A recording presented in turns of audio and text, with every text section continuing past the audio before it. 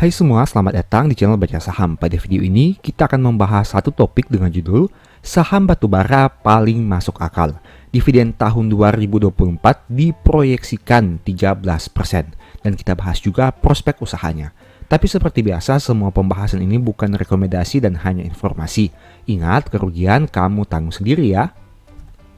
Oke, saat ini kita akan bahas saham ADRO, terlebih khusus terkait proyeksi dividen tahun 2024 dan prospek usaha batubara, terlebih khusus bagi ADRO sendiri. Banyak informasi menarik yang bisa diperoleh berdasarkan public expose yang dilaksanakan beberapa bulan sebelumnya.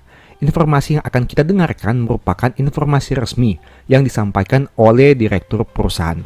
Jadi, mari kita nonton dulu videonya. Dan di akhir video akan ada perkiraan dividen tahun 2024 dan pembahasan singkat terkait perbandingan saham-saham batubara terbaik. Jadi, nonton hingga selesai ya. Q&A karena sudah ada beberapa pertanyaan yang masuk. Yang pertama saya bacakan yang kurang lebih pertanyaannya hampir mirip begitu ya. Ada Ibu Daisy Kristanti dan juga Bapak Dave serta Bapak Rudi Irawan. Pertanyaannya seputar bagaimana dividen tahun depan, kemudian interim kapan akan dibayarkan. Silakan Bapak Ibu. Questions on dividends here. Okay, so historically, if you look at the history of the company, our payout ratio has been around 40%. We don't specifically have a payout ratio target. And as we communicated on the presentation, we have CapEx objectives. So the dividend and general capital allocation policy needs to be weighed off against that.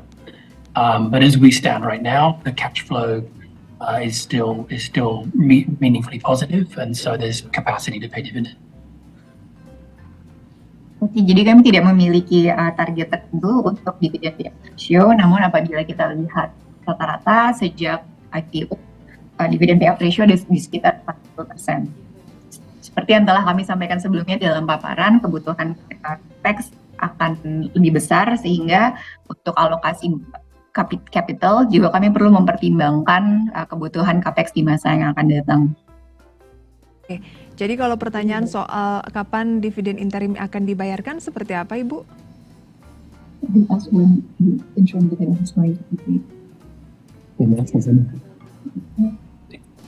So untuk pembayaran dividen memang di ADRO kami melakukan 2 kali pembayaran ya, ada interim dan juga final dividen.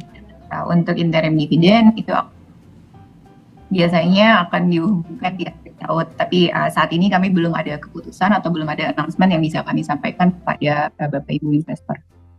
Harap menunggu saja apabila ada announcement. Baik, itu dia ya jawabannya. Kita melangkah ke pertanyaan kedua, tidak mencantumkan nama.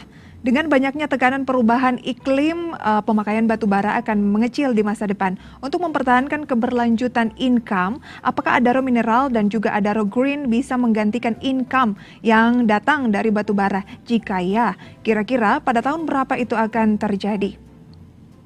Mungkin ini akan dijawab oleh Pak Lukman begitu ya, dan juga Pak Michael. Saya jawab dulu, mungkin nanti Pak Michael tambahkan ya. Boleh, silakan Bapak. Jadi seperti yang kita ketahui, memang tekanan atas batubara ini cukup tinggi. Namun kita ketahui di Indonesia maupun di negara-negara lain itu keperluan untuk energi sangat besar. Sedangkan EBT yang kita ketahui adalah memang perlu teknologi, kita lihat teknologi ke depannya. Kalau teknologinya itu misalnya solar bisa memenuhi kebutuhan growth dari ekonomi itu sendiri, tentu kita akan sesegera mungkin. Ya, jadi kalau kita lihat di Indonesia ini kita masih membutuhkan energi yang murah untuk menunjang pertumbuhan ekonomi di Indonesia maupun di negara sekitar. Itu yang pertama. Jadi walaupun kita tahu bahwa batubara perlu kita gantikan dengan energi terbarukan, tapi untuk sementara waktu demand atas batubara itu sendiri masih cukup tinggi. Ya. Yang kedua adalah kita tahu di Adaro Energi ada 3 pilar. Pilar pertama adalah pilar Adaro Energi, yang kedua pilar mineral, dan yang ketiga adalah pilar green energy. Nah, untuk itulah kita mengarah ke sana bahwa nanti suatu saat income kita akan sedikit demi sedikit akan tergantikan dengan yang lebih hijau dari pilar kedua dan pilar ketiga. Makanya di proyek kita yang pertama dari smelter, kita harapkan 2 tahun dari sekarang itu mulai beroperasi, sehingga income atau pendapatan dari non coal thermal itu mulai tumbuh. Ya. Yang kedua, kita juga masih punya tambang-tambang coking coal, di mana coking coal ini dibutuhkan untuk membuat steel. Nah, ini juga kita kategorikan sebagai non-thermal. Kita juga berharap ini akan tumbuh, sehingga target kita adalah pada tahun 2030 kita akan mempunyai revenue kurang lebih 50% di grup kita dari non-thermal. Kira-kira mungkin itu. Kalau Pak Michael ada tambahan, terima kasih. Silakan Pak Michael, ada tambahan? Cukup Cukup komprehensif ya dari Pak Lukman. Jadi mungkin dari saya belum ada ya. Oke. Terima kasih. Pertanyaan untuk Pak Michael mungkin ini ya, soal berapa komposisi pendapatan antara batu bara dengan energi baru terbarukan saat ini, dan bagaimana tujuan komposisi pendapatan ke depannya antara batu bara dan juga energi baru terbarukan. Terima kasih untuk pertanyaannya dari Pak Aji Purnomo. Silakan Pak Michael. Ya, ini sedikit menyambung dengan yang tadi sudah dijawab oleh Pak Lukman ya, di mana target kami untuk non-thermal coal kira-kira 50% di tahun 2030. Nah, tadi juga sudah disampaikan bahwa ada beberapa proyek strategis yang sedang dikaji, sedang di-develop oleh grup kami. Mungkin yang paling high profile ya adalah yang hydropower di Mentarang. Jadi memang kita terus mencari kesempatan, mencari opportunity di mana untuk Adaro lebih bisa mengembangkan lini bisnis EBT kami. Kalau pertanyaannya adalah hari ini kontribusi tersebut berapa, ya memang masih sangat rendah. Tapi kan seperti kita ketahui proyek-proyek clean energy memang membutuhkan waktu yang lumayan. Tapi target kami adalah seperti tadi Pak Lukman katakan, di tahun 2030 diharapkan kontribusi thermal coal sudah di bawah 50%. Oke, baik. Itu dia ya jawaban dari Pak Michael. Mungkin satu jawaban lagi begitu ya untuk menanya pertanyaan dari Darwin Setiawan, ditujukan kepada Bapak Thomas kayaknya ini ya. What is Adaro market strategy against the potential surge in China's coal? In terms of Chinese coal supply, well, for us, I don't doubt very much that the Chinese will export any thermal coal. Typically, if we look at this year, pricing in the seaborne market has been at a discount to domestic pricing, and so the incentive has been to import more, despite, as I mentioned previously, hydropower being very weak. Coal production domestically was not particularly strong.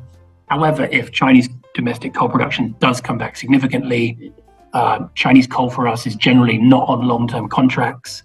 It does tend to be more on the spot market, and there is limited things we can do to offset if their demand goes away. However, generally, where we can, we do have longer-term coal contracts.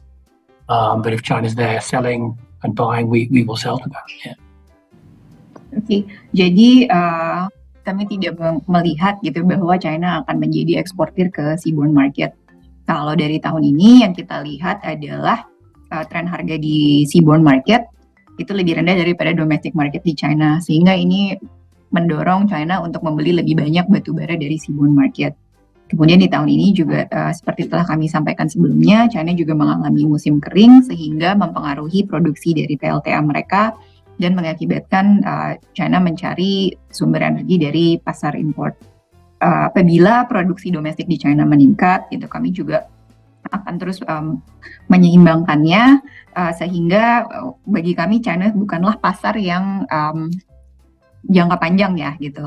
Akan selalu ada fluktuasi dari China apabila ada kebutuhan atau China masuk ke market untuk mencari tambahan batu bara, kami siap atau we are ready to sell to China if that happens. Terima kasih. Terima kasih. Oke, setelah kamu nonton video tadi, kemudian kita akan masuk pada pembahasan kira-kira di tahun 2024 ini ADRO akan membagikan dividen berapa banyak. Nah, kita simulasikan dulu seperti tampilan berikut ini. Di mana teman-teman bisa lihat berdasarkan data keuangan Q3 tahun 2023 yang kita setahunkan karena ADRO belum menerbitkan laporan Q4 2023-nya saat video ini dibuat.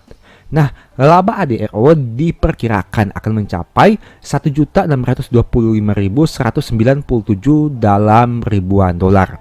Jika kita bandingkan dengan laba tahun 2022, hal ini mengalami penurunan sekitar 34,81%.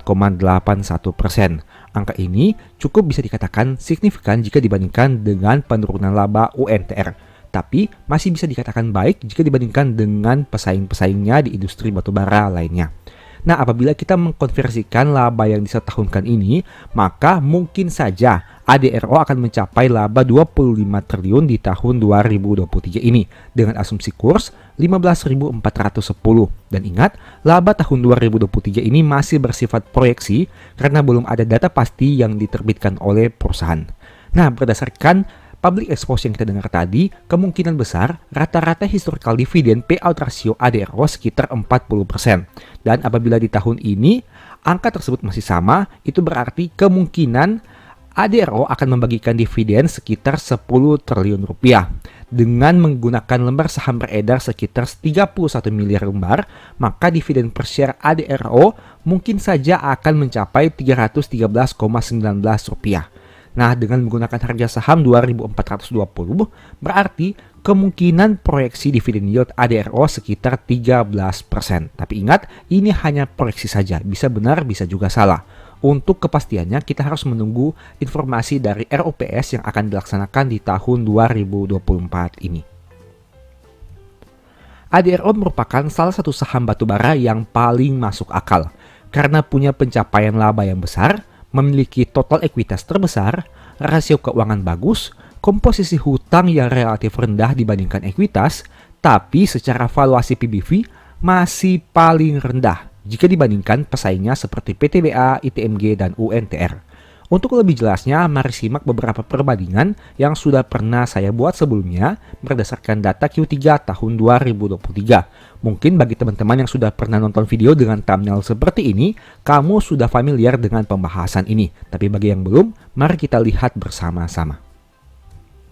Pertama kita lihat dari aspek growth labanya, dan data ini merupakan data berdasarkan Q3 tahun 2023, sehingga mungkin terjadi perbedaan data saat video ini dibuat, karena ada beberapa perusahaan yang sudah menerbitkan data Q4 tahun 2023-nya. Nah, teman-teman bisa lihat di sini, growth laba ADRO mengalami penurunan mungkin sekitar 35% dan angka ini masih lebih baik dibandingkan ITMG dan PTBA. Dan UNTR sendiri masih menjadi saham batubara yang memang segmen bisnisnya tidak hanya batubara saja.